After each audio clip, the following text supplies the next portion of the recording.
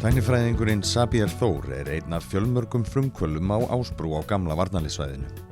Hann ásamt fleirum reka saman Hackett í frumkvöðlasetrinu Eldey á Ásbrú. Hackett stafræn smiðja eða svokallað gjörðapláss sem öllum opið. Þar má finna ýmis tæki og tól. Allt frá þrívíddarprentara og laser skurðavél til sjónvarpa og tölva sem liggja á víð og dreif húsakynnin. Hackett varð til þegar nokkrir nemendur í tæknifræði við Keili voru með þá hugmynd að setja upp hálfgerða tæknismiðju. Þau vildu búa til aðstöðu þar sem hægt væri að fikta með allskyns dót. Í húsnæði Hackett mikið verið að endurnýta gömul raftæki, en sjálfur hefur Xavier stundað það frá æsku að skrúfa sundur og saman hinn ýmsu tæki. Hvernig sérðu Hackett þróast? Hvernig myndirðu vilja sjá þetta fyrir þér? Af hverju verður þetta? Sko, það sem ég reyna að gera núna að því að Hackett núna skilagreind, sko. Við vitum hvað Hackett núna. Þetta svona óformlegt fiktara skóli.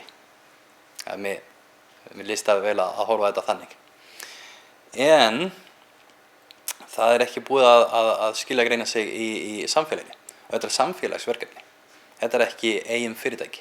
Hugmyndin frá upphafið var að hafa Hackett sem non-profit organization. Þetta ekki fyrirtæki til að búa til pening. Þetta fyrirtæki til að bæta við í samfélagi og gera samfélagið betur. Og ég að horfa þess að fá ekki bara sjálfboða aðilar að hjálpa til, en fá líka nokkrum starfsmennir, bara hlutastarf, örugglega nemendur að halda opið í svona opin tímar, af því að það annað, að það til 2 í viku svona opin tímar fyrir almenning. Hver sem getur labbað inn, skoða og nota verkfæri svona. Ef maður langar að fara að nota eitthvað tæki eins og 3D-prentara, laser skurðavél, þarf að læra á því fyrst, þarf að skrá sig á lista. Það nokkrum komið í listan, það kemur svona námskeið í þennan græi.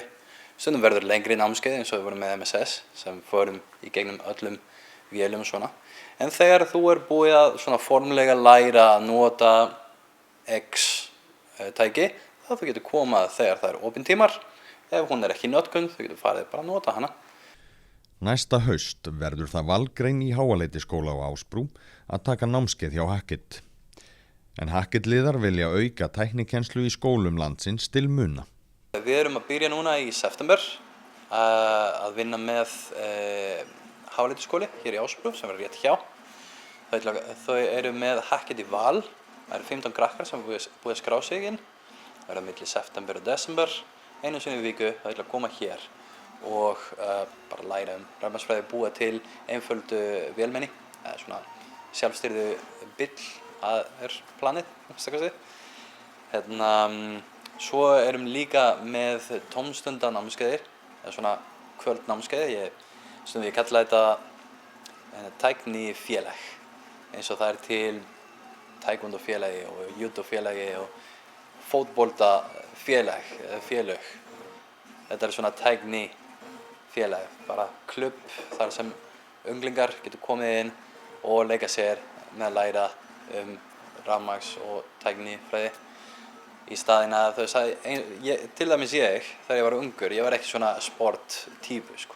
Ég frekar að teikna, ég var frekar að hugsa, horfa út í glugga. Samt ég var alltaf með mjög góða einkunnar í grunnskólanum, þótt ég var ekki að fylgjast með alla tíma. Það var allt of hægt fyrir mig, af því ég var frekar svona mental rather than physical. Það fullt af krökkum sem þannig, sko, sem passar ekki í svona íþróttafélag, en sem passar mjög vel hér, sko, sem getur bara bæta við sig rosalega mikil þekkingu bara science, eðlisfræði sem rafmagnsfræði, eðlisfræði after all, en bara alls konar, hvernig að hugsa sem bara verkfræðingur.